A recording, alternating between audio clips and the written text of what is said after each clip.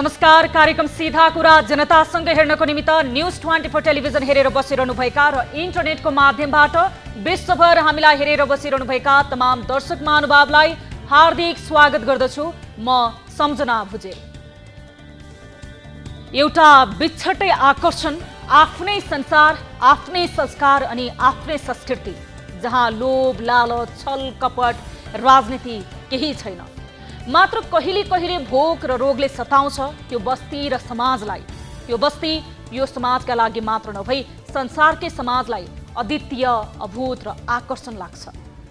त्यही निश्चल र निष्पक्ष समाजभित्र कपटीहरू पसेपछि के होला? पक्कै पनि शान्त तलाउमा ढुङ्गा हाने जस्तै। आफूलाई सुसंस्कृत ठान्ने र समाजले त्यो अनपढ र गाउँ एवं जङ्गलमा बस्ने त्यो फिरन्ते समाजबाट सिक्ने धेरै बाँकी रहेछ। समुदाय र परिवारको मेल, मेहनत र लगावको फल अनि मान सम्मान र मायाको महत्त्व आधुनिकता भन्दा पर, कृत्रिमता भन्दा पर बसेर परम्परा नै रमाइरहेका पाए खान्छन्, नपाए पनि सन्तोष मान्छन्। हो, त्यही समाज हो राउटे समाज। यही समाजमा वैरागीहरूको प्रवेश भइसकेपछि के हालत होला? स्वार्थ र छल कपट नजानेका त्यही समाजका छलीहरूको प्रवेश भए के होला? त्यो शान्त समाजको ताल। यही अवस्था भएको छ राउटे समुदायमा अहिले। एउटा भिडियो नेपाली समाजमा केही दिन अघि छ्यापछ्याप्ती भयो। त्यही भिडियोको दृश्यले धेरैको मन भने चुडियो र कतिको त भकानियो पनि। नेपाली समाज कुन हदसम्म उशृङ्खल बन्दैछ भन्ने निकृष्ट नमुना हो त्यो भिडियो। सार्वजनिक भएपछि समाजमा बहस नै बाँधियो। स्थानीयदेखि प्रदेश सरकारसम्मको ध्यान तानियो। यति मात्र नभई समाजमा सेलिब्रेटीहरूले पनि यो घिनलाग्दो घटनाको चर्को विरोध गरे। यो समाजमा हुर्कँदो गलत संस्कारप्रति उनीहरूको तीखो टिप्पणी गर्दै राउटे समुदायका उनै दुई चेलीहरूले भोग्नु परेको छल चर्को आलोचना गरे। घुमेर खान्छन्, जङ्गलमा कन्दमूल उनीहरूको प्रिय खाद्यवस्तु हो। जे पाइन्छ खान्छन्। कहिले भोक लाग्यो भन्दै काठमाडौँसम्म नआइपुगेका पनि होइन। सरकारले पनि भत्ताको नै व्यवस्था गरिदियो। कुनै समय राउटे बस्तीमा के छ अभाव हेर्न पनि पठायो। धेरै लोभ पनि देखायो होला। तर न उनीहरूलाई आधुनिकताले आकर्षित गर्न सक्यो, न त अग्ला महलहरूमा पाइने सुविधाले नै। चुच्चे ढुङ्गा उही ढुङ्गो जस्तो भने झैँ त्यही जङ्गलको ओढार जङ्गलभित्रका त्यही फराकिला फाँटहरू र झरीबाट बच्न हालेका घरले छाएका त्यही अस्थायी झुप्पडीहरू। यही शान्त समाजभित्र हमला गरेर केही पापी वैरागीहरूले लोभमा फसाए त्यही समाजभित्रका दुई अबोध किशोरीलाई। अब के हुन्छ? कस्तो कारबाही होला? यो मुलुकमा धेरै घटनाहरूपछि मात्र बन्छन् कानुन र नियमहरू। यो देशमा समाजले आलोचना र तिरस्कार गरेर जुन सजाय दियो त्यो नीच हरकत भन्दा पनि ती युवकलाई तर अब राज्यले कस्तो दण्ड सजाय दिने हो त्यही हेर्न बाँकी छ त्यो समाजले। उता आफ्नै कानुन छ राउटे समुदायमा। नेपालको संविधानले नचिन्ने र कानुन पनि नजान्ने यो समुदायभित्रको कानुन भने कडा छ। त्यही कडा कानुन र त्यही कानुनको अनुशासनले बाँधेको छ यो वैज्ञानिक युगमा त्यो पाषाणकालीन समाजमा झै लाग्ने यस समुदायलाई। आफ्नो समुदाय भन्दा बाहिरका पुरुषसँग बोले त्यो समाजका चेलीहरूलाई घरेलु हतियार प्रयोग गरेर मृत्यु दण्डसम्मको सजाय दिने चलन छ त्यो समुदायमा। अन्य समुदायबाट असुरक्षित रहँदै आएको यो समाज उनीहरूले चुनेको र मानेको मुखियाको आदेशमा चल्छ। अब ती दुई बिचरीको हालत के होला? राउटे समुदायलाई नजिकबाट चिनेकाहरू यी दुई युवतीमाथि हुने कारबाहीको कल्पना गर्न पनि डराउँछ। सुर्खेत प्रहरीले राउटे समुदायलाई जानकारी दिन डरायो। यो घटनापछि कर्णाली प्रदेश सरकारले राउटे बस्ती बाहिरका मानिसलाई प्रवेशमा रोक लगायो। तर कर्णाली प्रदेशले राउटे सरकारलाई समुदायलाई बाहिरिएको अतिक्रमणबाट बचाउन पनि यो घटनामा संलग्नतामाथि हुने कारबाही देखिने गरी र बिज्ने गरी गर्नुपर्छ। त्यो दृश्य देख्ने र सुन्नेहरू सबैको माग हो। नेपाली समाजको सबभन्दा ठुलो गुण नै मेलमिलाप र एकले अर्को समुदायलाई गर्ने सम्मान हो। फुलबारी जस्तो यही समाजमा पनि खेल्ने धेरै प्रयास भए र गरिए। अझै पनि यस्ता कृत्रिम प्रयासहरू जारी छन्। यो समाजभन्दा परको लोभलाग्दो समाजलाई उसकै शैली र संस्कारमा हुर्कन दिनुपर्छ। उसके रहन सहन र रीतिरिवाजमा बाँच्न दिनुपर्छ। राउटे समुदाय उसके आचरणमा रमाउँछन्, उसके धर्ममा रम्छन् र उसकै शैलीमा घुम्छन्। तर न नेपाली समाजको कुनै पनि समुदायमाथि उसको वैरभाव छ, न त कसैसँग रिसिबिने। तर यही समाजमाथि हमला किन? सोचौँ सबैले, अब यस्ता हरकतहरू नदोहोरियौँ। यस्ता घिनलाग्दा कुकर्महरू फेरि पनि देखिनु र सुनिनु नपरोस्। सबैले सबैको सम्मान गरौँ। यही सम्मानको मालाभित्र नेपाल उनियोस्। त्यही संस्कारभित्र सबै जात जाति र समुदायको सम्मान होस्। कोरोनाले समेत छुन नसकेको यही राउटे समुदाय झैँ हामी पनि कोरोनाबाट अब सुरक्षित रहनुपर्छ। सबैले थप सचेतना अपनाउनुपर्छ। कोरोनालाई नहराएसम्म सबै सजग रहनै पर्छ। कोरोनाबाट आफू पनि बचौँ र अरूलाई पनि बचाउँ। आउनुहोस् यो सँगै सुरु गरौँ जनताको चासो, गुनासो र प्रश्न सहितको विशेष कार्यक्रम सीधा कुरा जनतासँग।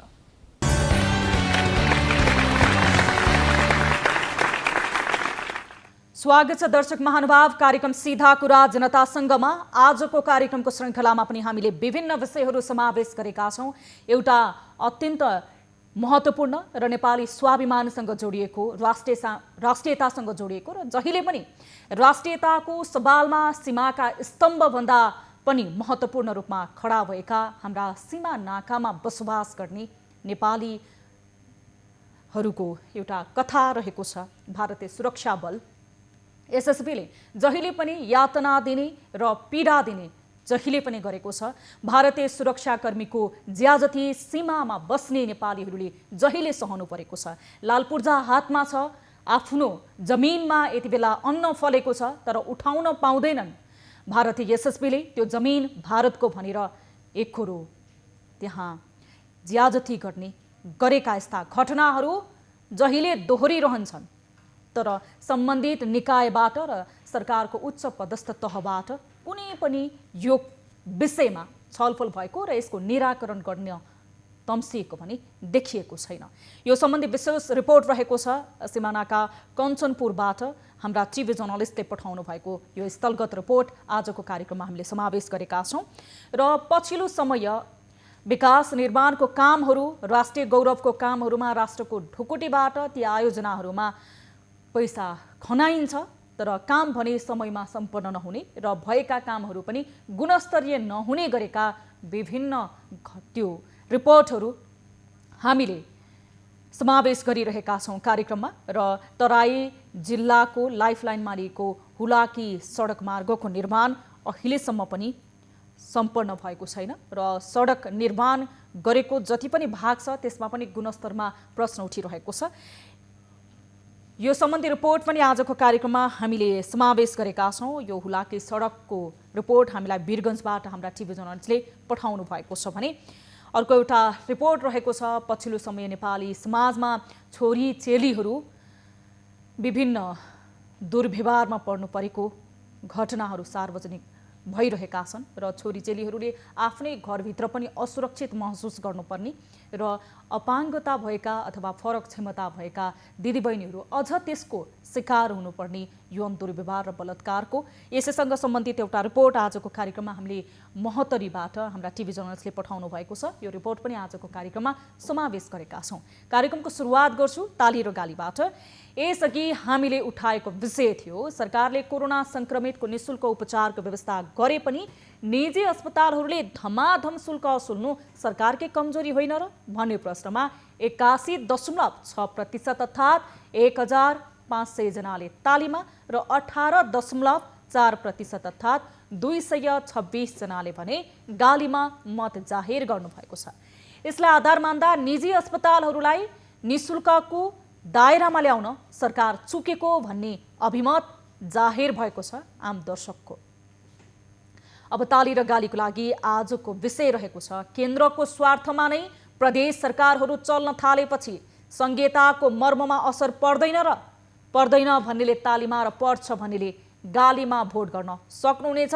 हाम्रो पात्रोको एप्लिकेसन मार्फत भोटिङ सुरु हुन्छ। अबबाट आम जनसरोकारको विषय र सार्वजनिक महत्त्व राख्ने विषयमा आफ्नो अमूल्य विचार र प्रतिक्रिया तपाईहरूले ताली र गाली मार्फत दिन सक्नुहुनेछ हाम्रो पात्रोको एप्लिकेसन मार्फत। अब लागौँ पहिलो विषयतर्फ। फसल नेपाली किसानको खेतबारीमा फल्छ, उनीहरूले त्यो खेतबारीको कुतिरो र राजस्व मालपोत कार्यालयमा बुझाउँछन्। तर भारतीय सुरक्षाकर्मी बुट बजार्दै आएर राइफल देखाएर सोध्छन् कि भारतीय भूमिमा खेती गर्ने अधिकार कहाँबाट पाइस्। यो नियति सीमामा बस्ने धेरै नेपालीहरूले भोग्दै आएको पीडा हो। हरेक पटक थिचो मिचो र अन्याय भोग्दै आएका कञ्चनपुरका सीमावर्ती बासिन्दाले फेरि उही नियति भोग्न थालेका छन्। नेपाली भूमिमा लगाएको फसल उठाउन पाउँदैनन्, बरु कुहिएर जान्छ। तर भारतीय सुरक्षाकर्मीले फसल लगाएको बालीमा जाँदा राइफलको पर्खाल तिर्साएर हरेक पटक अवरोध गर्दै आएका छन्। राज्यको उपस्थिति सीमामा कमजोर बन्दा र कुनै पनि कूटनीतिक पहल नहुँदा सीमावासी नेपाली नागरिकले शास्ति भोग्ने क्रम जारी छ। भारतीय सीमा सुरक्षा बल एसएसबीले सीमावर्ती क्षेत्रमा नेपालीहरूमाथि योग गरेको ज्यादतीको साथ दमन गर्दै आए पनि बोलिदिने निकाय गम्भीर नबन्दा अवस्था झनै अत्यास लाग्दो बन्दै आएको छ। त्यसमाथि भारतीय सीमा सुरक्षा बलसँग पनि बढी बोल्ने नेपाली नागरिकको फोटो खिचेर राख र पछि उठाएर भारत ल्याएर हिरासतमा राख्नु पर्नेसम्मको धम्की पनि सुरक्षा बलका उच्च अधिकारीहरूले दिने गरेका छन्।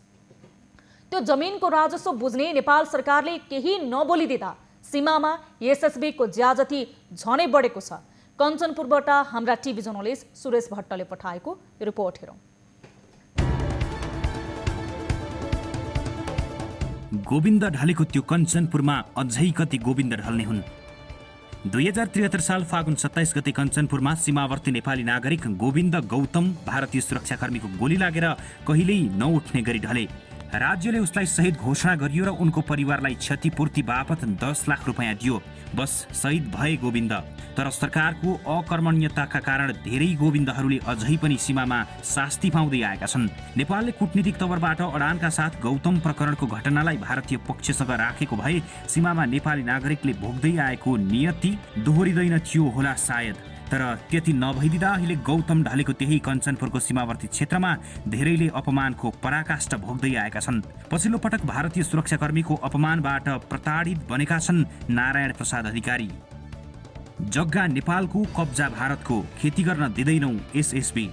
कञ्चनपुर जिल्लाका विभिन्न क्षेत्रमा लामो समयदेखि सिमानाको विषयलाई लिएर विवाद चल्दै आएको छ। कञ्चनपुरको दोधारा चाँदनी नगरपालिका वडा नम्बर 8 सुन्दर नगरमा वर्षौंदेखि खेतीपाती गर्दै आइरहेका नारायण प्रसाद अधिकारीको परिवारलाई भारतीय सीमा सुरक्षा बल एसएसबीले दुःख दिँदै आएको छ। उनीहरूको दाबी छ अधिकारीहरूले खेतीपाती गरेको जमिन भारतको हो। यहाँ जो करना वो भी कर लेंगे। कारगिल की जो धमकियां दे रहे हैं ना फोर्स को, क्या बोला था आगे? तेरी बात सुन रहे थे, क्या बोला था? कारगिल में जाके दिखाओ, चाइना में जाके दिखाओ। तू क्यों नहीं जाता? जा, हम लोग तो अपने कब्जा करके बैठे हैं यहाँ पे जमीन पे। कारगिल कारगिल है कौन बे तू? मैं इंसान हूँ यहाँ का। कारगिल कारगिल पता क्या तुझे? सुनो अरे पहले छोड़ माने एक तो नाम इसका नोट करो, एफआईआर करो। जब ये खेत में आएगा उठाएंगे इसको यहीं से। नाम बताओ, नाम तो नोट कर इसका। करो। नेपाल की जमीन में आके उठाने वाले आप लोग कौन होते हैं? हाँ, ये भी हम लोग देख लेंगे ना। नाम बताओ। यसरी हरेक वर्ष तिर्छन् नेपाली नागरिकले जमिनको राजस्व। 2054 सालको नाफी फिल्ड बुकमा कायम भई 2066 सालमा सेतो पूर्जा पाएका अधिकारी परिवारले खेती गर्ने समयमा एसएसबीका जवानले खेतमा नै आएर खेतीपाती गर्न रोक लगाउँदै दुःख दिने गरेको छ। उनले सेतो पूर्जाको राजस्व नेपाल सरकारलाई बुझाएको बिल समेत राखेका छन्। उक्त जमिनमा 2022 सालदेखि आफूले खेती गर्दै आइरहेको र यो खेतीबाली लगाउने समयमा भारतीय पक्षले आएर हरेक साल दुःख दिँदै आइरहेको छ। 40-45 वर्षदेखि खेती गर्दै आएको बेला आउँदै पनि अहिले इन्डियाको एसएसबीले दादागिरी गरेर मलाई खेती गर्न दिँदैन, मलाई खेत जोत्न दिँदैन, खन्न दिँदैन। अनि खेती गरेपछि तल यहाँबाट तुरन्त उठाएर हामी बन्द गरिदिन्छौँ भन्छ। मेरो बच्चाहरू गएपछि सताउने, अन्य पब्लिक गएपछि सताउने, त्यहाँ उभिनै नदिने, त्यस्तो गरिरहेछ। अत्याचारले हद नाग्यो, बोलिदिने कोही भएन सीमावासी नेपाली नागरिक। यसरी नेपाली सीमानाकामा बल प्रदर्शन गर्दै आइरहेका एसएसबीको दुःख र कष्ट भोग्दै आएका अधिकारी परिवार र स्थानीयवासीले नेपालीमाथि भारतीय सुरक्षा बलको हेपाहा प्रवृत्तिले सीमा नागे पनि बोलिदिने कोही नभएको गुनासो गरेका छन्। इन्डियाको एसएसबीले हमेसा जहिले पनि धान गहुँ लगाउँदाखेरि हामीलाई चाहिँ धम्काइरहने, अनि त्यहाँ जोतखन गर्दाखेरि तँलाई उठाएर लैजान्छु भन्ने जस्तोहरू त्यस्ता धम्कीहरू गर्ने। त्यहाँदेखि उतापट्टि पिलरदेखि उतापट्टि चाहिँ तिनीहरूले आफ्नो नेपालकै बाटोमा चाहिँ पिच बनाएर हिँडिरहेछ भने चाहिँ उनीहरूले आफ्नो बाटोमा केही भन्दैन, हामीलाई मात्रै छोड भनेर धम्काइरहने। त्यस्ताहरू अहिलेदेखि होइन धेरै पहिलादेखि धेरै दुःख दिइरहेछन् हामीलाई।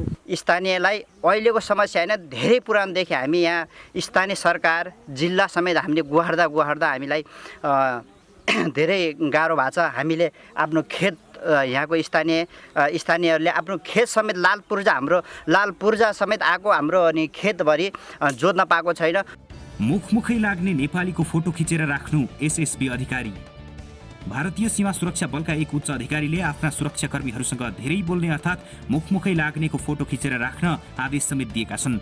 उनले जमिनको विषयलाई लिएर धेरै बोल्नेहरू विरुद्ध एफआईआर दर्जा गरी खेतबाट नै उठाएर लग्ने धम्की समेत दिएका छन्। कब्जा करके बैठा है यहाँ पे जमीन पे। कारगिल है कौन बे तू?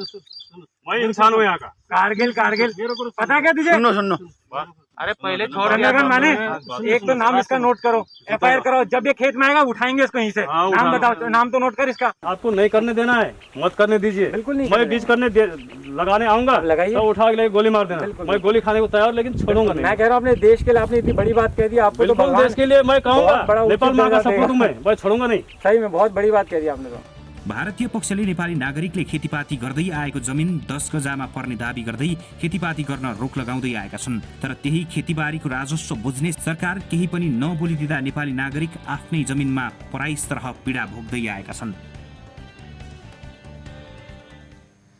यस विषयमा हामीसँग थप कुराकानीका लागि प्रत्यक्ष टेलिफोन सम्पर्कमा जोडिनु भएको छ जिल्ला प्रशासन कार्यालय कञ्चनपुरका प्रमुख जिल्लाधिकारी रामकुमार महतो। हामी उहाँसँग यस विषयमा कुराकानी गर्नेछौँ।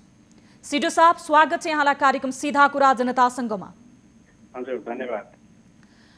अब यो सीमा सम्बन्धी विषयमा हामीले यसअघि पनि कुराकानी गरिरहेका छौँ। हामीले निरन्तर सीमामा बसेका नेपालीहरूले पाएको दुःखहरूको विषयमा रिपोर्टिङ पनि प्रसारण गरिरहेका छौँ।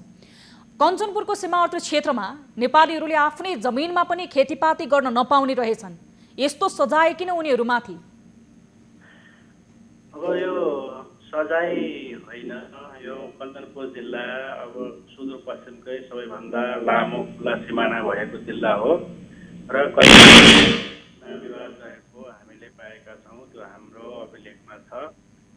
त्यसको समाधानको पनि प्रयास हामीले गरिरहेका छौँ। यद्यपि यहाँको रिपोर्टमा उल्लेख भएको समस्या के हो भने त्यो अब अस्वाभाविक घटना भयो, किनकि त्यहाँ संवाद हुँदा पनि अलिकति आवेगमा आएर दुवै पक्षबाट कुरा भएको हो कि भन्ने कुरा चाहिँ देखिन्छ।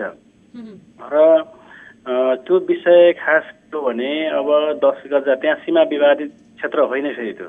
त्यहाँ सीमा स्पष्ट छ, सीमा स्तम्भ पनि स्पष्ट छ। त्यहाँ के भएको हो भने अब हाम्रो नेपाली नागरिकले त्यो सीमा स्तम्भसम्म उहाँले खेती गरिराख्नु भएको छ र कहिलेकाहीँ के हुन्छ भने अब हामीले अहिले प्रारम्भिक रूपमा बुझेका छौँ, भोलि हामी आफै पनि त्यहाँ पुग्दैछौँ र बुझ्नलाई सशस्त्र प्रहरी बललाई त्यहाँ भनेका पनि छौँ।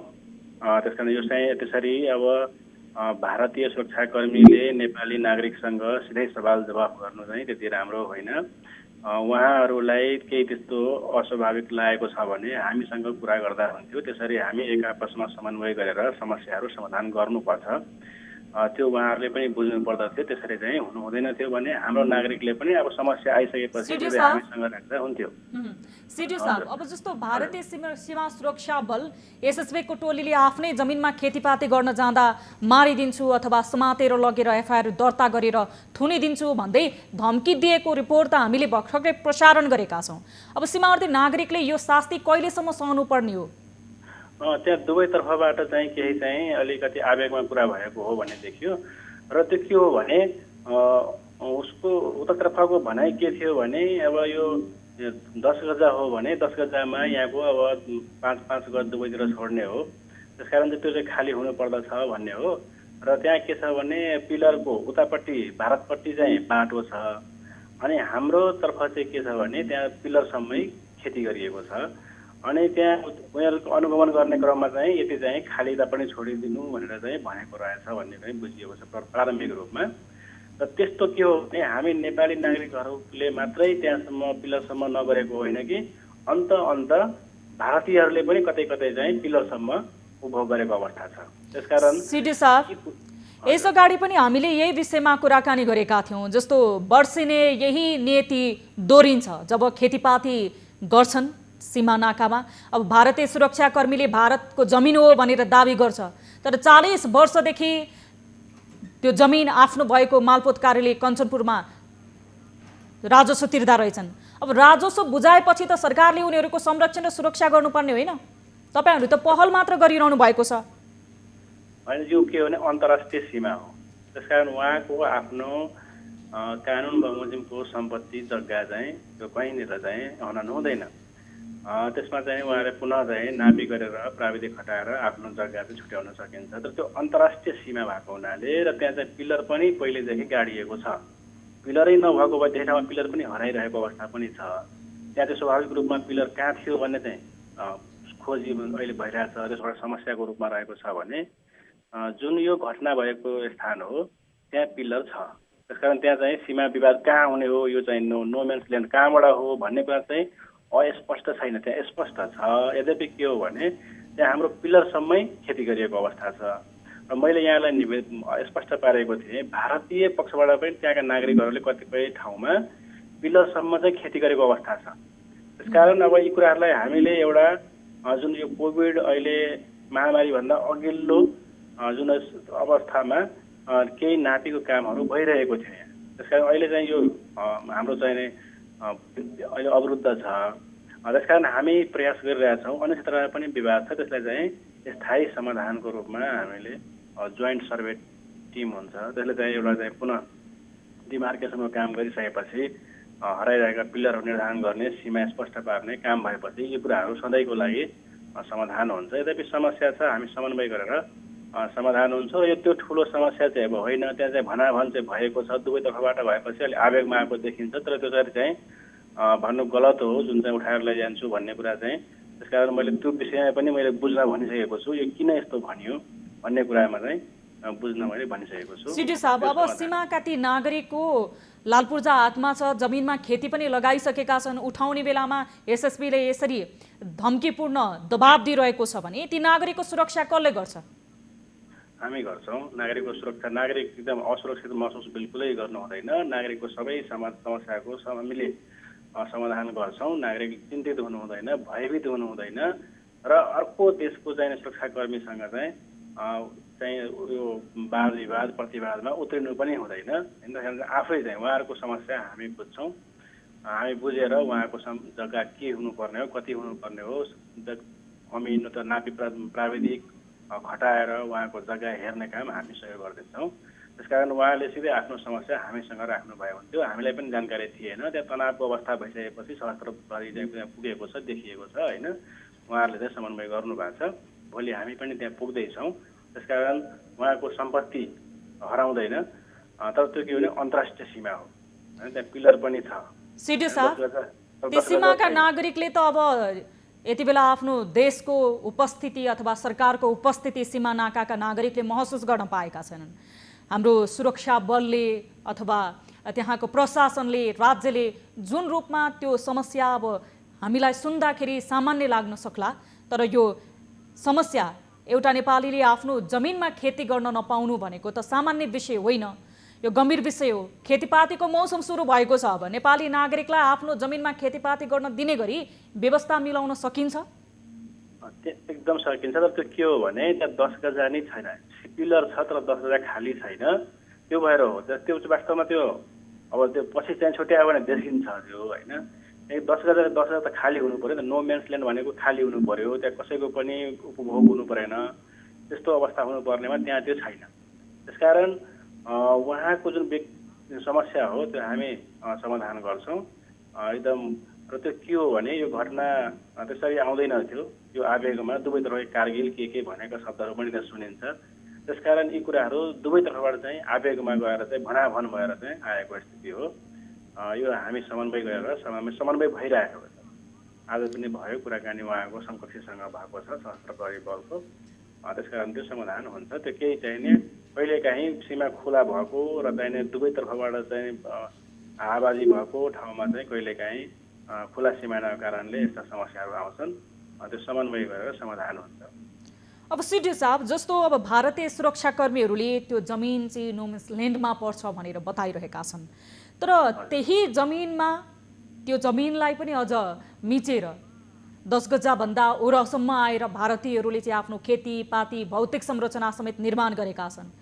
तर नेपालीहरूलाई चाहिँ यसरी तर्साइन्छ, यो चाहिँ के कारणले होला?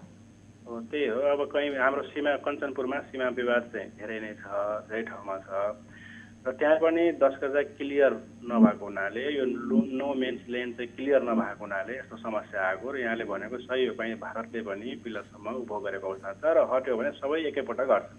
एउटा मात्रै होइन कि सबै हामीले 10 गजालाई क्लियर गर्नुपर्छ र त्यो हामी अब त्यो जोइन्ट सर्वे टिमले गर्छ। र त्यहाँ के हो भने पिलर छ, एकदम मौलिक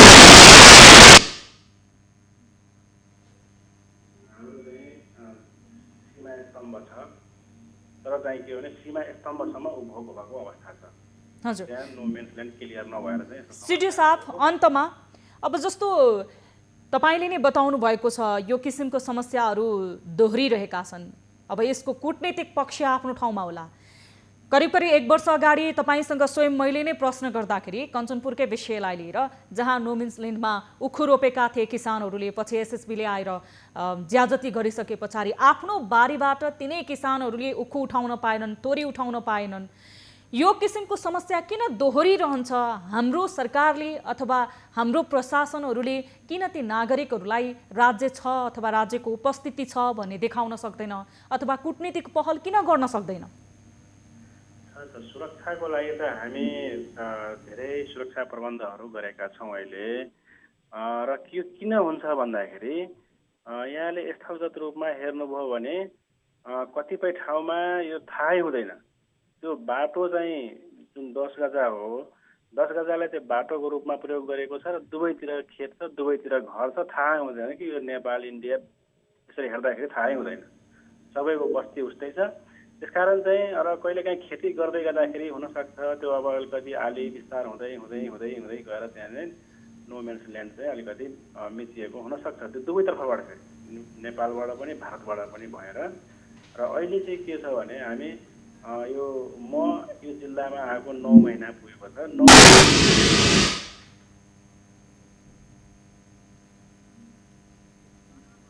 हस्, समय र जानकारीको लागि धेरै धेरै धन्यवाद सिडिओ साहब। ती नागरिकहरूको समस्या समाधानको लागि जो सीमा नाकामा आफ्नो वर्षौँदेखि लालपूर्जा हातमा छ, खेतीपाती गरेर आइरहेका छन्, तर भारतीय सुरक्षा बल एसएसबीको ज्याजतीको कारणले राज्य नै नभएको, प्रशासन नै नभएको, आफ्नो सुरक्षा नै कसैले नगरिदिने अवस्था भएको महसुस गरिरहेका छन्। ती नागरिकहरूको सुरक्षाको लागि र राज्यको उपस्थितिको लागि यहाँहरूको महत्त्वपूर्ण भूमिका हुनेछ भन्ने हामीले अपेक्षा गरेका छौँ। कार्यक्रम सीधा कुरा जनतासँगमा एकैछिन छोटो ब्रेक हेर्दै रहनुहोला न्युज 24 टेलिभिजन।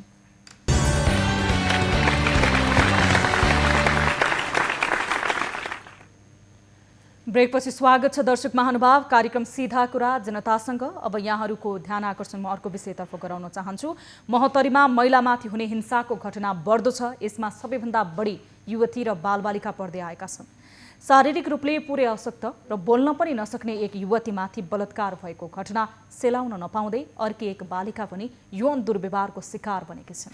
गत वैशाख 26 गते 20 वर्षीय अपाहिज युवतीमाथि बलात्कार गर्ने पीडक अझै पक्राउ पर्न नसक्दा भएको अर्को घटनाले स्थानीयवासीलाई चिन्तित बनाएको छ।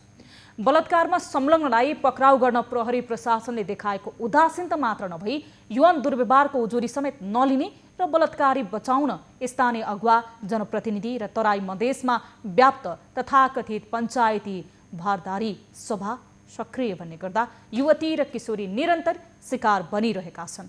महोत्तरीमा बढ्दो घटनाको कारक पनि यही मानिएको छ। महोत्तरीबाट हाम्रा टिभी जर्नलिस्ट ललन कुमार मण्डलले पठाएको रिपोर्ट हेरौँ। घर बाहिर निस्कन नसक्ने अवस्थामा बालिकाहरू, महोत्तरीमा 1 महिना नबित्दै यौन दुर्व्यवहारका घटना फेरि दोहोरिन थालेका छन्। गत जेठ 17 गते गौशाला नगरपालिका वडा नम्बर 7 जमुनियाका एक 11 वर्षीय बालिका यौन दुर्व्यवहारको शिकार बनिन्। बालिकाको आफन्तले घटनाको उजुरी दिन जाँदा प्रहरीले जाहेरी लिन अस्वीकार गरेको छ। गत जेठ 17 गते स्थानीय एक 11 वर्षीय बालिकालाई अश्लील हरकत गरेको भन्दै पीडित पक्षले दिएको जाहेरी प्रहरीले अझै दर्ता गराएको छैन। भाइसँग तरकारी टिप्न गएको समयमा खेतमा छिमेकी विजय पासवानले आफूमाथि अश्लील हरकत गरेको पीडित युवतीले बताएकी छन्। अर्धनग्न अवस्थामा रहेका पासवानले आफूलाई उखुबारीमा लैजान प्रयास गरेपछि इँटा भट्टामा काम गर्ने मजदुरहरूले आफूलाई बचाएको पीडित बालिकाको भनाइ छ। तो हम तनका दूर गेली ना तो और बीचे उनसने ढुकी तो हमरा डर लागेली ना तो हम कहली कथी हमर मम्मी हल्ला करी है कलो करे लागी बोलबी छै कथी हो कहा ना तो कथी कह छै से निया ना फेन चल रहे कहाँ एको चोटी हल्ला कल को हम तो बड़ी काम से एबे छी कहाँ एको चोटी कलो कर हल्ला कल को कहली हाँ कल की ना कलो कर लागी हल्ला कल कही हम जाए लो घरे तो कही नजर ने निया ना फेन चल रहे निया तनका निया ना तो हम ना गेली तो तनका दूर से हटला कही भठानी के आदमी रहलै तो भठानी के आदमी के देखलक तो अथी फेन उखेने ढुई गेलै आ तब भठानी के आदमी से निकारी अलै कथी करे ना तो हम निकारी तले चले आदमी ओरी तो वो निकारी भाई गेलै। यौन दुर्व्यवहारको उजुरी नै लिन मान्दैन प्रहरी।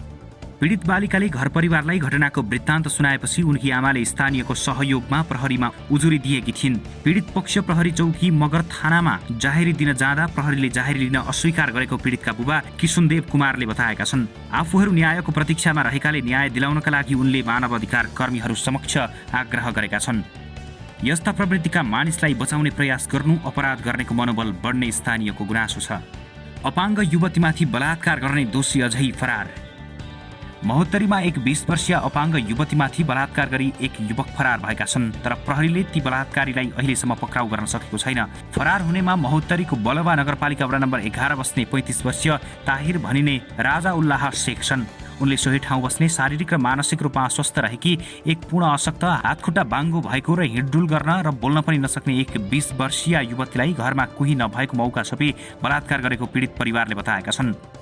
काल से है अगन जैसे बस सब काम सब जैसे भेगल है अब कौन कौन काम जैसे बाकी है जैसे बस यही में जैसे कनका जैसे वजह लागल है।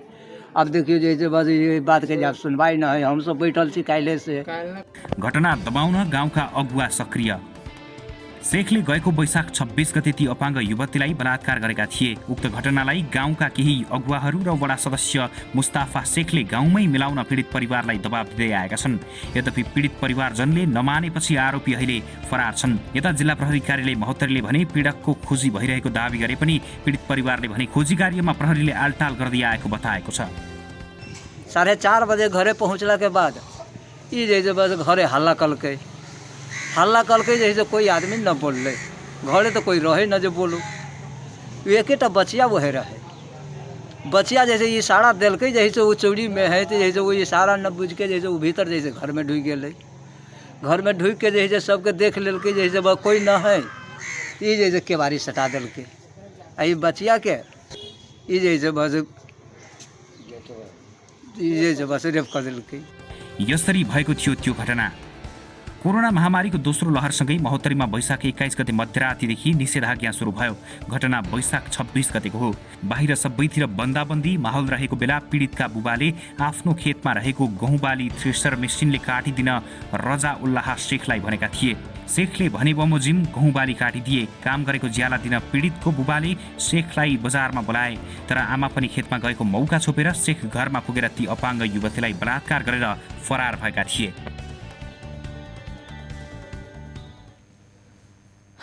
यति बेला महिलामाथि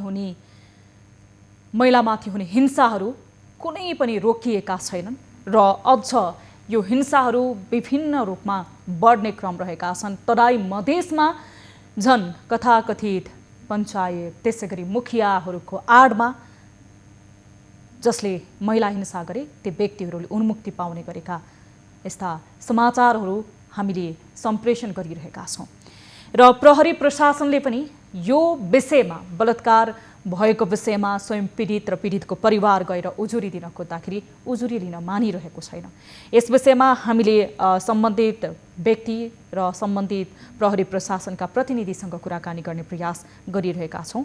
यति बेला टेलिफोन सम्पर्क गर्दै हुनुहुन्छ हाम्रो टिमको साथीले।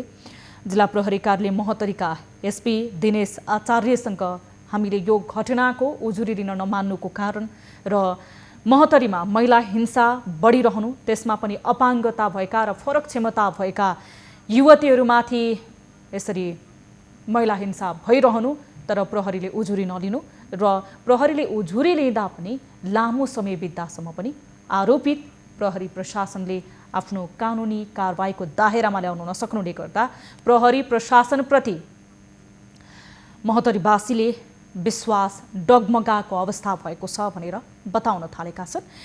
यति बेला भने हामी यो विषयमा कुराकानी गर्नेछौँ। केही समय पछाडि हामीले निरन्तर सम्पर्क गरिरहेका छौँ। अहिले भने कोही हाम्रा दर्शक महानुभाव हामीसँग जोडिनु भएको टेलिफोन सम्पर्क मार्फत मैले जानकारी प्राप्त गरेको छु। नमस्कार, कहाँबाट को बोल्दै हुनुहुन्छ? म रहमत इब्राहिम बोल्दैछु, मलेसियाबाट बोल्दै हुनुहुन्छ। के समस्यामा पर्नुभयो? के समस्या, के गुनासोले तपाईले हामीलाई सम्झिनु भयो? मेरो गुनासो यही राख्ने छ कि जो अहिले यहाँ की स्थिति छ, मलेसियामा फ्लाइट छैन, 1 महिना बस्ती भयो, काम दाम यस्तो केही छैन। 1 महिना बस्ती भयो, मैले रुममा बसिरहेको टिकट पनि लिएर म फाइन तिरेर 500 रुपियाँ बसिरहेको कि 6 दिन बाँकी थियो फ्लाइटको मेरो, त्यसले नेपाल सरकारले लकडाउन गरिदियो। म 500 रुपियाँ लगभग 550 रुपियाँ फाइन तिरेर अहिले म कि घर जाने, आफ्नो देश जाने को लागि म 1 महिना बस्ती भयो। अहिले काम केही छैन, पैसा पनि छैन। यस्तो स्थिति छ अहिले कि मर्न थालिरहेको छ। यस्तो सोचिरहेको जस्तै अहिले नेपाल सरकारले फ्लाइट नखोलेको यस्तो हारिसकेको छु कि दिल गर्दैछ। अहिले मन गरिरहेको फाँसी लागेर मर्ने थियो। जस्तै अहिले नेपाल सरकारले हाम्रो दुःख तकलिफ दिइरहेको छ। जस्तो इन्डियामा धेरै कोरोना छ, इन्डियाको फ्लाइट चालू राखेको छ, जसरी कतारको, तुर्कीको, चाइनाको फ्लाइट दिएको छ। मलेसियामा कमसेकम हप्तामा 1 दिन पनि त दिएनन् कि हामीहरू जतिजना यहाँ टिकट लिएर बसिरहेको, जति मान्छेलाई दुःख तकलिफ छ, पास लिएको छ, उसले सबैजनाले गइहाल्यो आफ्नो देश, आफ्नो तकलिफ ठिक छ। म नेपाल सरकारले 10 दिन 15 दिन आफ्नो देशमा राख्छन्, उहाँ बसेर राम्रो हुन्छ के? यहाँ जस्तो दुःख छन्, तकलिफ छन्, यहाँ हेरेर पनि दिल गर्दैन कि अब यति हारिसकेको छन् मान्छेले कि दिल गर्दैछ कि म आँसी लागेर झुल्ने राम्रो हो, माने यस्तो दुःख नखाउने राम्रो। यस्तै जस्तै अहिले नेपाल सरकार मात्र आफ्नो पूर्तिको लागि हामीलाई यस्तो गरिरहेको त हामीहरूको दुःख के हेर्छ? जो सरकारले हामीलाई चुन्छ कि हाम्रो दुःख, हाम्रो तकलिफ हेर्छ, हामीहरूलाई हेर्छ, वही सरकारले अहिले के गरिरहेको छन् हामीहरूको लागि? मलेसियामा कि हामीहरू आतंकवादी हो, देशद्रोही हो कि हामीहरूको लागि मलेसियाको लागि केही गरिरहेको छैन? हप्तामा कम 1 दिनको लागि त पनि फ्लाइट राख्ने। अहिले तपाईहरु कति जना हुनुहुन्छ? म यहाँ धेरै जना छ, लगभग 20-22 जना छ यहाँ नेपालीहरू। तपाईहरुको कम्पनीमा काम पनि बन्द भइसकेको हो अथवा तपाईहरुको भिसा सकिएको हो, के हो? भिसा सबै सकेको छ, अलिगल भइहालेको छ। अहिले अलिगलमा फाइन जो लिएको थियो नि 500 रुपियाँ, यहाँ मलेसिया गभर्मेन्टमा 500 रुपियाँ फाइन तिरेर पास पनि लिइहालेको छु। म सबै न्युज च्यानलमा सबै भिडियो फोटो कपी सबै भेजिदिएको छु, यही हेर्नुको लागि, देखाउनुको लागि। हाम्रो सरकारसम्म यो मेरो जिज्ञासा पहुँचाउनुको लागि म कति दिन कोसिस गरिरहेको। हाम्रो नेपाल च्यानल जो न्युज छ उसँग म कुराकानी गरेर आफ्नो नेपाल सरकारलाई म आफ्नो जिज्ञासा राख्छु। त्यसको लागि म सबै गरेर भेजिदिएँ, सबै गरेर राखेको छु। अहिले पैसा छैन, अहिले नेपालमा आउनुको लागि, उहाँ होटलमा बस्नुको लागि म कहाँबाट पैसा लिएर आउँ? यहाँ जो पैसाले मात्र मसँग कति छ पैसा? मात्र अहिले मसँग 600 ringgit छ, वो पनि सकिहाल्छ। म कहाँबाट कसरी जान्छु नेपाल? तपाईले एमबेसीसँग सम्पर्क गर्नुभयो? हजुर, तपाई लगायत तपाईको साथीहरू जो 20-22 जना छौँ, यति बेला एकदमै तनावमा छौँ, अभाव छ, यति बेला भिसा पनि सकिएको छ, 1 महिनादेखि हामी खान बस्नको समस्याले पनि यति विचलित भइरहेका छौँ भनेर बताउनु भयो। तपाईले यो गुनासो त्यहाँ स्थित नेपाली दूतावासलाई भन्नुभयो? यहाँ भन्नुभएको छु, म एमबेसीमा पनि कल गरेर भनेको हो। उनीहरूले के भन्छ कि भाइ मर्ने के गर्ने, यस्तै छ, अब तले बस नजा, तिमीहरूको स्थिति छ। अहिले नेपाल सरकारले यस्तो गरेर उनीहरूले एकछिन कुरा गर्छ, फोन काटिदिन्छ। एकचोटि कुरा गर्ने फोन काटिदिन्छ, केही न जवाब दिन्छ न केही सल्लाह दिन्छ कि भाइ यस्तो छ यसरी छ, अहिले 1 दिन पक्ष 10 दिन पक्ने यस्तो केही कुरा हुन्छ नि, फोन गर्ने हेलो भन्छ फोन काटिदिन्छ, फोन उठाउँदैन। यसरी हुन्छ अहिले हाम्रो नेपाली दिदीको पनि। एमबिसीले तपाईहरूलाई कुनै पनि रेस्पोन्स गरेन अथवा कुनै पनि जानकारी अथवा तपाईँहरूको समस्या समाधान हुन्छ, केही समय पछाडि हामी कुरा गर्छौँ अथवा त्यस पछाडि प्लेनको फ्लाइट खुल्छ, त्यस्तो केही भन्नु भएन? त्यस्तो केही भन्दैन, फोन गर्ने न त एमबिसीले फोन उठाउँदैन, फोन उठाउँछ त बोल्दैन, एकछिन हेलो के भयो बस सुनेर यस्तो भनेर काटिदिन्छ। और केही भन्दैन, यस्तो केही कुरा कि हामीहरूले आफ्नो दुःख भन्नको लागि कल गर्छौँ कि हाम्रो फ्लाइट कहिले खुल्छ, हामीहरूको यो डेट सकिएको छ, अहिले के गर्ने कसरी गर्ने, फेरि वही पेपरमा जाने कि फेरि आफ्नो पेपर गरेर बनाउने, यस्तो सल्लाह लिनुको लागि कल गर्ने, हाम्रो दिक्कत बताउनुको लागि उनीहरूले सुन्दैन, केही कुरा पनि सुन्दैन हामीहरूको। तपाईँहरूले कहिलेको टिकट काट्नु भएको थियो? टिकट कहिलेको लिनु भएको थियो?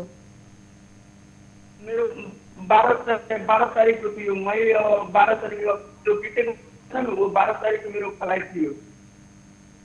तर अहिलेसम्म आउन पाउनु भएन है? अहिले भएको छैन, अहिले सबैजनाले 500 रुपियाँ फाइन पनि तिरिहालेको छु। फेरि के हुन्छ कसरी हुन्छ केही थाहा छैन, सबै ठाउँमा अहिले नेपाल मारिरहेको के समस्या केही भएपछि म पक्रिहाल्ने, कोही अब के बेला के हुन्छ केही ठाउँमा केही ठाउँ हुँदैन, के हुन्छ यहाँ एक टाइम खाने एक टाइम नखाने, पैसा बचाएर राखिरहेको नेपालमा जानु चाहिँ केही समस्या नहोस्, फेरि कोसँग गएर भिख माग्ने, यहाँ भिख पनि पाउँदैन, कोहीसँग मागेपछि पनि भिख पनि पाउँदैन कोहीसँग। हस्, अब तपाईँ हामीसँग जोडिनुभयो, तपाईँको मात्र होइन त्यहाँ बस्ने वैदेशिक रोजगारमा जानुहुने धेरै नेपाली दाजुभाइ दिदीबहिनीहरूको यही नै समस्या रहेको छ। अहिले नेपालमा कोरोनाको कारणले अलिकति असहज परिस्थिति पनि रहेको छ। सुरक्षित रहनुहोला, आफ्नो आत्मबललाई तपाईँ नगिराउनुहोला, हामी तपाईँहरूकै साथमा छौँ। यो बिचमा हामीसँग धेरै नेपालीहरू जो वैदेशिक रोजगारीको सिलसिलामा हुनुहुन्छ उहाँहरू सम्पर्कमा आउनुभएको छ। हामी तपाईको समस्या समाधानको लागि प्रयास गर्नेछौँ। इन्डियामा यति कोरोना छ, इन्डिया हप्तामा 2 दिन फ्लाइट गरेको छ, हप्तामा 2 दिनको लागि उहाँको फ्लाइट चालु गरेको छ, हामीहरू किन फ्लाइट हुँदैन, हप्तामा 1 दिन पनि हुँदैन। हजुर, हाम्रो सम्पर्कमा हामी तपाईको सम्पर्कमा रहिरहनेछौँ, तपाईँ पनि हाम्रो सम्पर्कमा रहनुहोस्। तपाईको लगायत तपाईको साथीहरूको यो समस्याको विषयमा हामी सम्बन्धित निकायसँग कुराकानी गर्नेछौँ र सम्बन्धित निकायको ध्यान आकर्षण गराउनेछौँ। दर्शक महानुभाव, हामीले केही बेर अगाडि प्रस्तुत गरेको रिपोर्ट रहेको थियो महोत्तरीमा पछिल्लो समय शारीरिक रूपमा अशक्त चेलीहरूमाथि जुन बलात्कारका घटनाहरू बढिरहेको र यही विषयमा हामी कुराकानी गर्न गइरहेका छौँ। यति बेला हामीसँग जोडिनु भएको छ टेलिफोन सम्पर्क मार्फत इन्सेक जिल्लाका प्रतिनिधि जुन इन्सेक संस्था रहेको छ अजय शाह हामीसँग जोडिनु भएको मैले जानकारी प्राप्त गरेको छु। अजयजी, स्वागत छ यहाँलाई कार्यक्रम सीधा कुरा जनतासँगमा। धन्यवाद।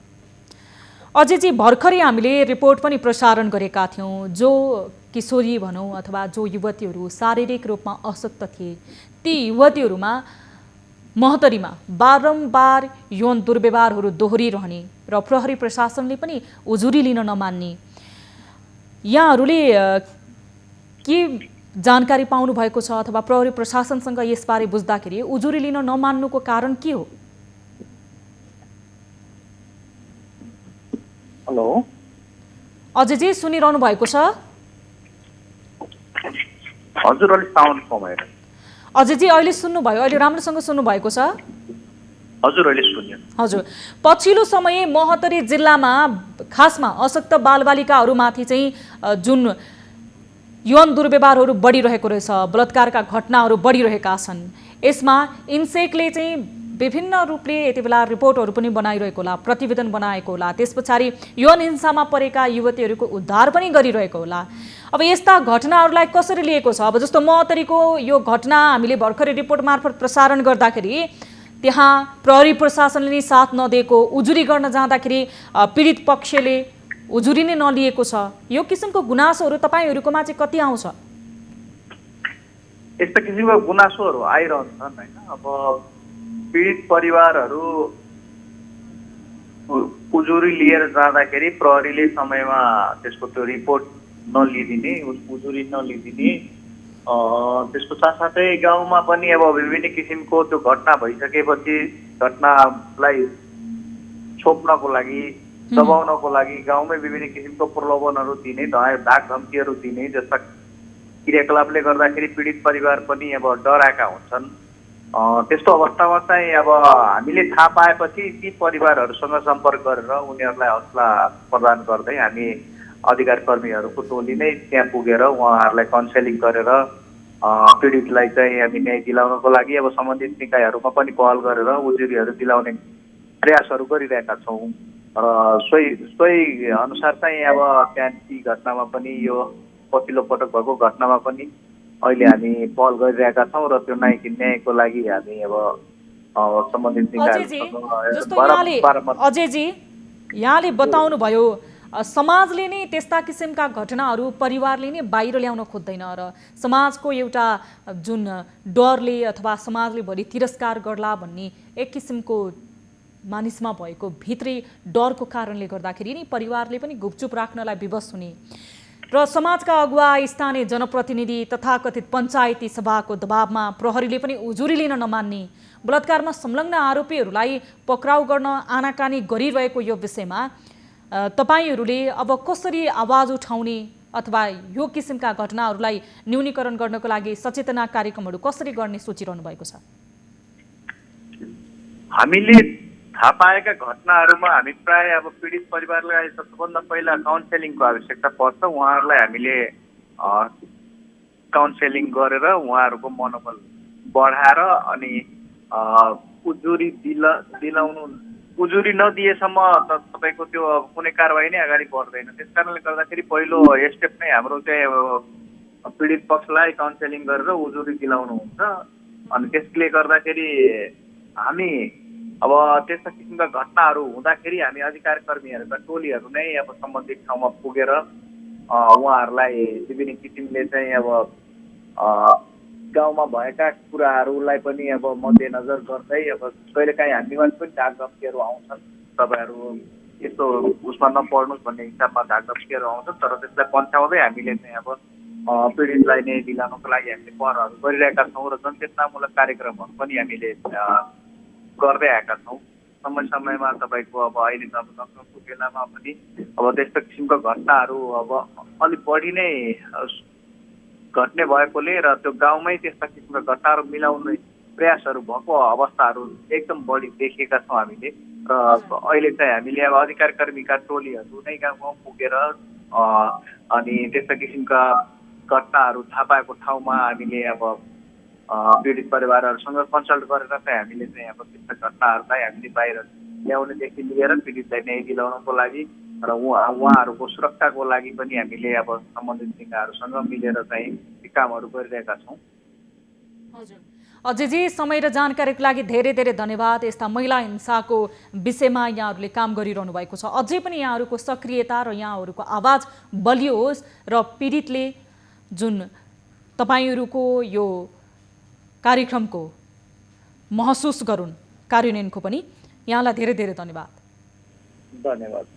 यति बेला हामीसँग इन्सेकका प्रतिनिधि जोडिनु भएको थियो महोत्तरी जिल्लाबाट अजय सर र हामीले महोत्तरीमा पछिल्लो समय महिला हिंसाको घटनाहरू बढ्दै गएको र महिला हिंसाको घटनामा पनि खासमा अशक्त युवतीहरू त्यो हिंसामा परिरहेको र प्रहरी प्रशासनले उजुरी लिन नमानेको विषयमा कुराकानी गर्दैथ्यौँ। यद्यपि यो विषयमा हामीले महोत्तरी जिल्लाका प्रहरी प्रशासनका प्रतिनिधिसँग पनि कुराकानी गर्न खोजेका थियौँ, यद्यपि उहाँले टेलिफोन सम्पर्क उठाउनु भएको छैन। हामीले पहिले नै उहाँसँग समय पनि मागेका थियौँ। दिनेश आचार्य जो एसपी हुनुहुन्थ्यो जिल्ला प्रहरी कार्यालय महोत्तरीको, उहाँले टेलिफोन उठाउनु भएको छैन। यो विषयलाई हामी पछि पनि फलोअप गर्नेछौँ।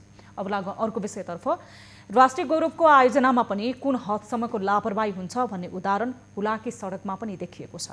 तराईका जिल्लाहरूको लाइफलाइन मानिएको हुलाकी सडक लामो समयसम्म उपेक्षाको शिकार नै बन्यो। तर वर्षौँपछि बल्ल आएर सडक बन्यो। दुर्भाग्य ती सडकहरूमा राम्रोसँग प्रयोग गर्न नपाउँदै भासिन थालेका छन्। सडक निर्माण सकेर हस्तान्तरण गरिएको 2.5 महिनापछि सडक नै काम नलाग्ने अवस्थामा पुगेपछि ठेकेदार कम्पनीहरूको काम गर्ने शैलीमाथि फेरि प्रश्न चिन्ह मात्र लागेको छैन। उनीहरूमाथि विश्वास सडक जस्तै भासिन थालेको छ।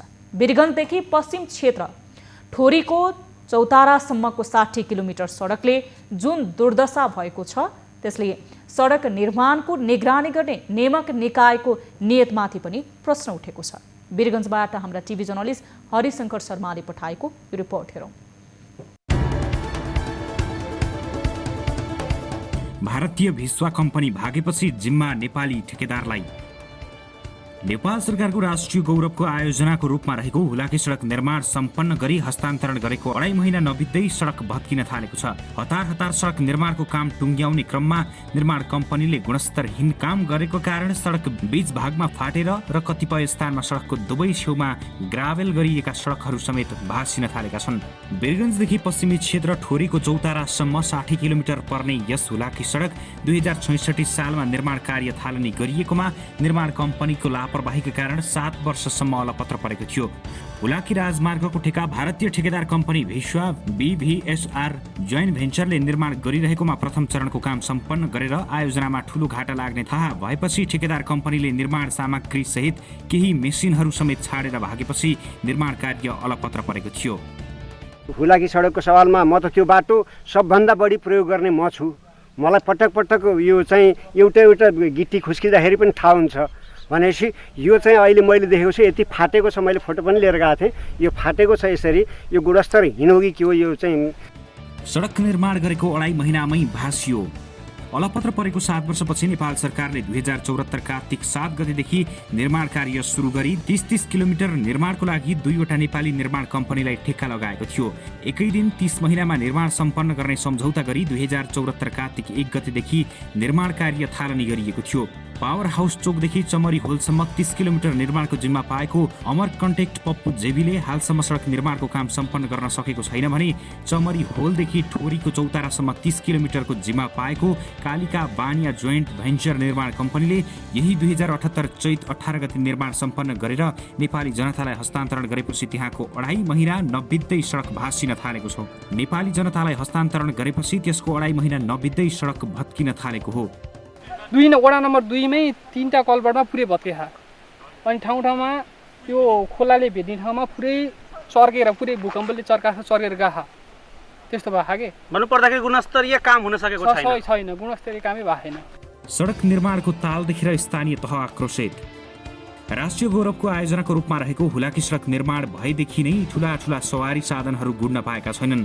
तर कमसल सामग्री प्रयोग गरी हतारमा सडक निर्माण गरेको कारण सडकहरू विभिन्न ठाउँमा भत्किन थालेको ठोरी गाउँपालिका वडा नम्बर 2 का वडाध्यक्ष किशोर तामाङले बताए। यो नबनाइकन तपाईँले बिचमै यो अधुरो कार्य छोडेर चाहिँ तपाईँहरू जानु पाउँदैन। तपाईँहरूको कुनै पनि गाडी घोडा कुनै पनि सामान हाम्रो यहाँबाट लान दिँदैनौँ भनेर हामीले अवरोध गऱ्यौँ। गर्ने क्रममा त्यो होइन। भारत सरकारले जति पनि यहाँबाट जहाँसम्म बनेको छ त्यहाँबाट चौतारासम्म बन्नको लागि सारा मेटेरियलहरूमा लाग्ने चाहिँ रकमहरू चाहिँ तपाईँको नेपाल सरकारले बुझाएको अवस्था छ। अब अहिले तुरुन्तै त हुँदैन तर केही समयपछि तपाईँको यो रोड बन्छ। यता ठोरी गाउँपालिका वडा नम्बर 3 का वडाध्यक्ष सूर्य बहादुर लामाले पनि निर्माण कम्पनीले गुणस्तरहीन काम गरेको आरोप लगाए।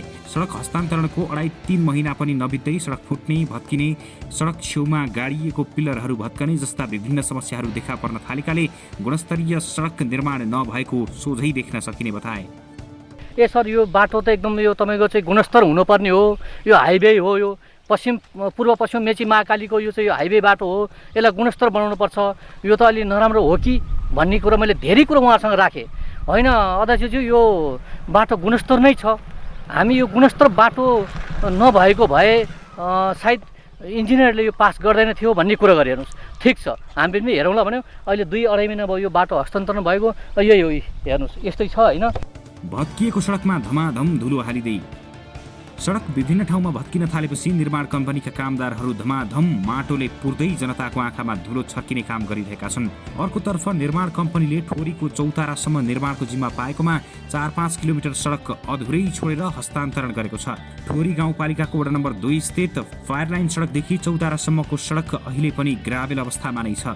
चितवन राष्ट्रिय निकुञ्जले निर्माण कार्यमा अवरोध गरेको कारण देखाउँदै निर्माण कम्पनीले काम अधुरै छोडेर हुलाकी सडक आयोजना मार्फत सडक हस्तान्तरण गरिसकेको छ। 1 अर्ब 17 करोडमा निर्माणको जिम्मा पाएकोमा निर्माण कम्पनीले पूरा काम गर्न नसकेको कारण देखाउँदै आयोजना कार्यालयले 95.5 करोड रकम मात्रै पास गरेको छ। दर्शक महानुभाव, यो विषयलाई हामी निरन्तर फलोअप गर्नेछौँ। हामीले यो विषयमा कुराकानी गर्नको लागि हुलाकी सडक आयोजना वीरगञ्जका प्रमुख दरोगा प्रसादसँग समय लिएका थियौँ। यद्यपि उहाँको टेलिफोन यति बेला स्विच अफ बताइरहेको छ, उहाँ सम्पर्कमा आउनु भएको छैन र कार्यक्रमको निर्धारित समय पनि सकिएको छ। कार्यक्रम सिधा कुरा जनतासँगबाट बिदा माग्ने समय भइसकेको छ। यदि कुनै पनि समस्यामा पर्नु भएको छ र गुनासो छ भने हाम्रो टोल फ्री नम्बरहरू तपाईँहरूले सम्पर्क गर्दाखेरि पैसा लाग्ने छैन, त्यो नम्बरमा सम्पर्क गर्न सक्नुहुनेछ। 1660 011 2424 र त्यसै गरी 98 015 7 2424 98 84 011 037 मा र इन्टरनेटको पहुँचमा हुनुहुन्छ र देश तथा विदेशमा बस्नु भएको छ भने भाइबर, व्हाट्सएप र हाम्रो अफिसियल फेसबुक पेज र युट्युबमा पनि जोडिन सक्नुहुनेछ। थप न्युजको लागि हाम्रो वेबसाइट www.news24nepal.com हेर्न नभुल्नुहोला र साथै तपाईले हामीलाई निरन्तर रूपमा प्रतिक्रिया पनि दिन सक्नुहुनेछ। कार्यक्रम सिधा कुरा जनतासँगबाट म सम्झना भुजेल बिदा माग्दछु। स्वास्थ्य मापदण्ड पूरा गर्नुहोस् र यो कोरोनाबाट आफू पनि बच्नुहोस् र आफ्ना आफन्तलाई पनि बचाउनुहोस्। नमस्ते।